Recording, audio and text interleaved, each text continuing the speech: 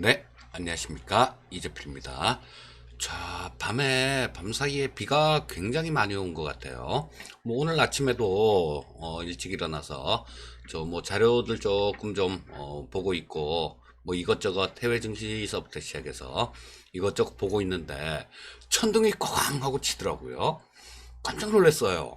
그리고 뭐 좀 무서운 생각도 확 들던데 역시 뭐 착하게는 안 살았나 봅니다. 착하게 살았으면 그쵸? 예, 천둥이 쳐도 그렇게 좀 뭐 아무런 그런 무서운 감정 같은 거 없어야 될 텐데 그래서 좀 더 착하게 살아야 되겠다 싶은 생각도 들고요. 또 제가 가장 할 수 있는 가장 착한 거는 영상 같은 거 이런 것들 찍어서 올려드리는 거 그게 아마 제가 할 수 있는 일 중에 가장 착한 일이 아닌가 싶은 생각이 듭니다.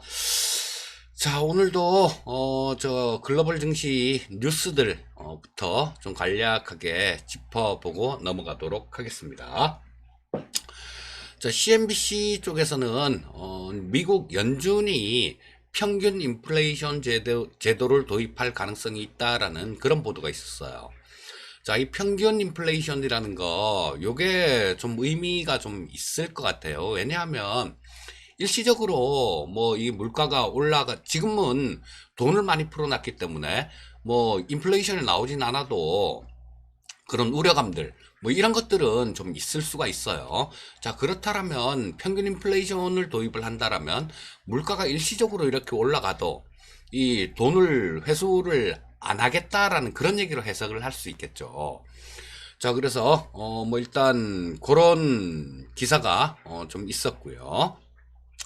자, 그리고 추가 부양책 관련해 갖고 그 백악관에서 조금 한 발 물러났죠.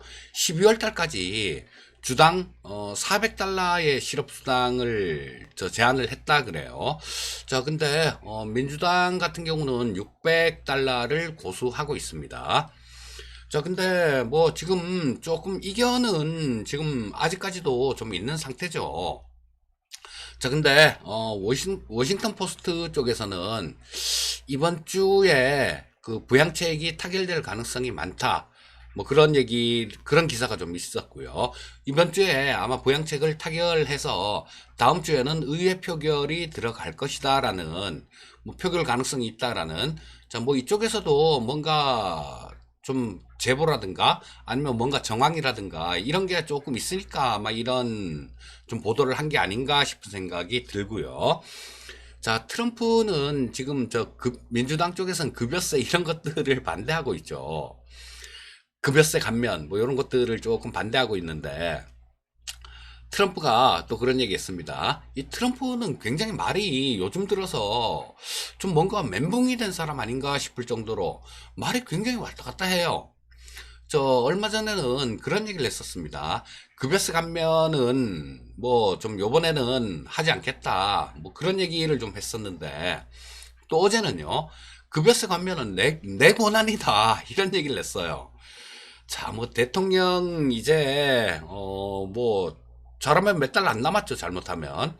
자, 근데 권한을 4년 동안 그렇게 찾고 챙겼으면 뭐 지금은 조금 덜 할 만도 한데 계속 뭐 어떤 얘기 나오는 거 보면 내 권한이다 이런 얘기를 자주 해요. 그만큼 그 대통령직이라는 자리 그 자리를 놓고 싶지가 않다라는 그런 얘기겠죠.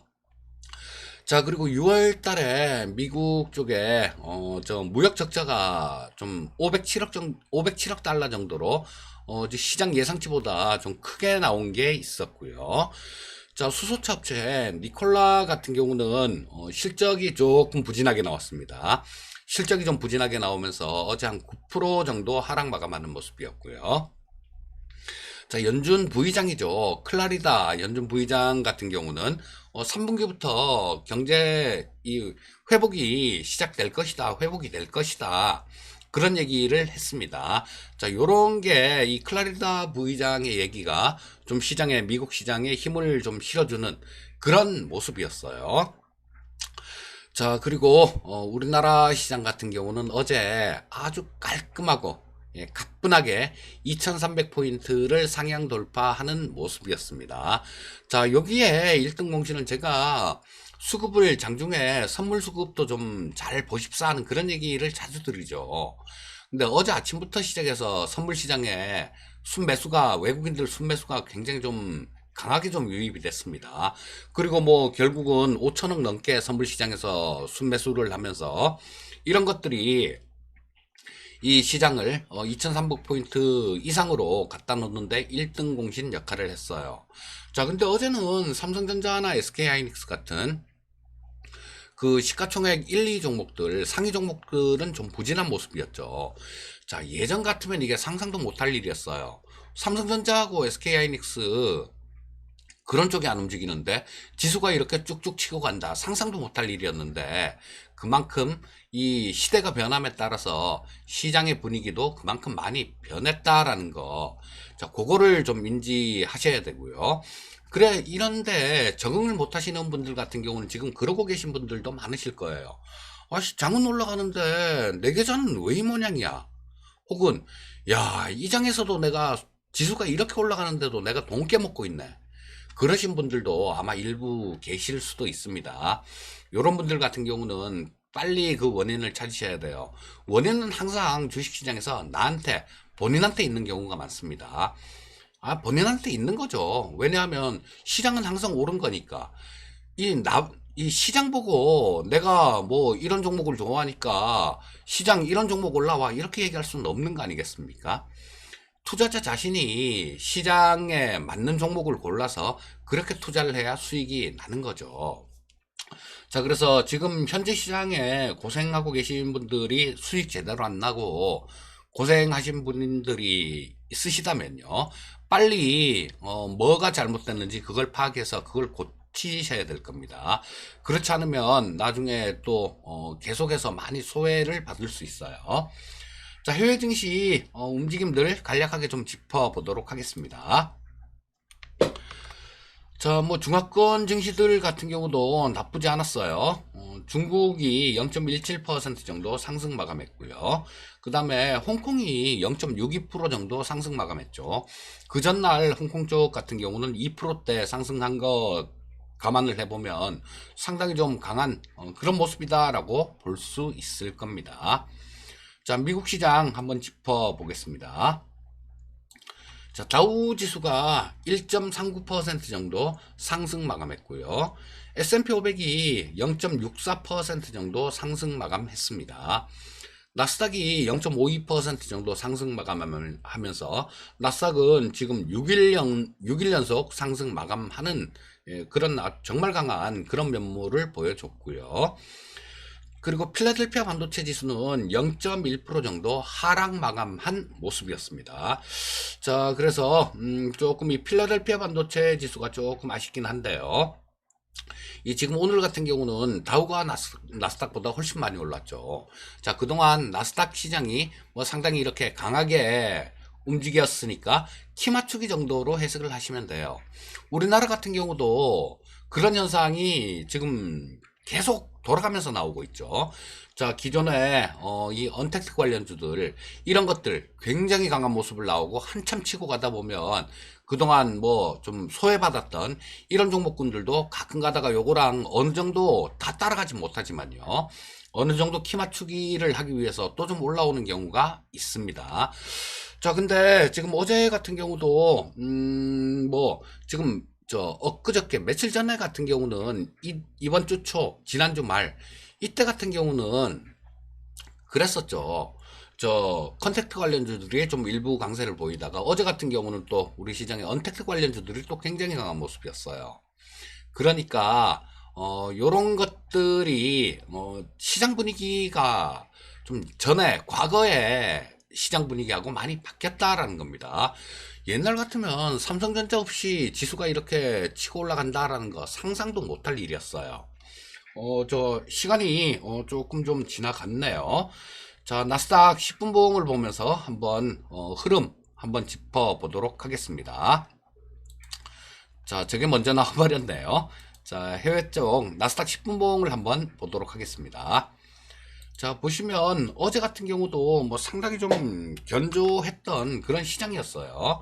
자, 조금 좀 올라서 시작했다가 좀 마이너스까지 밀리진 않고 조금 좀 횡보를 하는 그런 모습이 나오다가 또 요렇게 올랐다가 하루 종일 그걸 좀 유지하는 그런 모습으로 마감된 하루였죠. 그리고 장 막판에 조금 밀렸다가 저 후반에, 그러니까 끝나기 전에 한 20분 남겨놓고 좀 밀렸다가 막판에 또 10분 정도 남기고 그걸 또 회복하는 그런 모습으로 마감됐습니다. 자, 일봉 한번 볼게요. 자, 여기서 좀 뚫어버리는 그런 모습이었죠. 전고점을. 자, 전고점을 여기서 갭을 동반해서 뚫어버리는 모습이었는데 그 위에서 계속 유지가 되고 있어요. 자, 그러니까 미국 시장 나스닥 같은 경우도 뭐 누가 봐도 의심할 바 없는 그런 강세 시장이 이어지고 있는 거고요. 자, 뭐 6일 정도 연속 올라왔으면 뭐 하루 이틀 정도 뭐 단기 조정을 받는다고 하더라도 전혀 이상한 건 아니죠. 그래서 이게 뭐 해외 쪽, 미국 쪽 같은 경우도 조정이 나오더라도 아, 자연스러운 조정이구나 라고 이해를 하시면 되겠습니다. 자, 우리나라 시장 수급 동향 한번 살펴보도록 하겠습니다. 자, 어제도 1등 공시는 그 코스피 시장에서 1등 공시는 개인 투자자분들이었습니다. 지금 뭐 개인 투자자가 한 4,300억 정도를 순 매수했고요. 그 다음에 외국인들은 456억 정도를 순 매도했습니다. 기관들은 3,662억 정도를 순 매도했고요. 자, 최근 들어서 연기금이 계속 주식을 좀 내다 팔고 있습니다. 자, 근데 이 연기금의 특징은 그런 게 있어요. 바닥을 시장이 굉장히 안 좋을 때, 그럴 때, 이 연기금 매수가 들어오면요. 자, 요때는, 좀 시장이, 아, 바닥에 가까워졌구나라고 그렇게 판단을 해볼 수도 있어요. 아마 저 보시게 되면 예전에 시장 급락하고 난 다음에 이 연기금이 매수가 들어왔을 때 이때는 어김없이 시장이 그때 바닥을 잡아간 모습을 보여줬습니다. 그런데 이 연기금이 판다고 해서 고점이 나오느냐, 그건 아니었어요. 자, 연기금 같은 경우는 그 시장을 공격적으로 뭐 이렇게 하는 그런 것들은 아니죠. 자, 공격적으로 움직이는 그런 주체는 아닙니다. 자, 많이 떨어지면 바닥을 잡아주는 역할. 그리고 고점에서 지금 매도 나오는 것들은 아마 그런 것들이 있을 거예요. 물론 뭐 지금 채권 가격도 좀 올라왔지만요. 우리나라 같은 경우는 이 채권 가격보다 지금 지수가 시장이 주식이 굉장히 많이 올랐지 않습니까? 그러니까 연기금 같은 경우는 주식의 몇 프로, 뭐 채권의 몇 프로 이렇게 좀 그 포트폴리오가 짜여 있죠. 그런데 주식 시장이 많이 올라오면 어떻게 되겠습니까? 이 주식에 대한 그 비중이 높아져 버릴 거예요. 그러면 주식을 좀 일부 덜어내서 채권으로 투자를 하고 이런 포트폴리오를 맞추는 그런 과정에서 이렇게 매도가 나오기도 합니다. 연기금 같은 경우는 굉장히 지금 매도가 많이 나오고 있는데 이들은 시장을 안 좋게 보고 매도를 하는 건 아니다라는 걸 말씀드리겠고요. 저 옵션 누적 수급을 봐야 되니까 조금 빨리 진행하겠습니다. 자, 코스닥 시장에서는 외국인이 1348억 정도 순매수, 그 다음 기관이 639억 정도를 순매수하는 모습이었고요.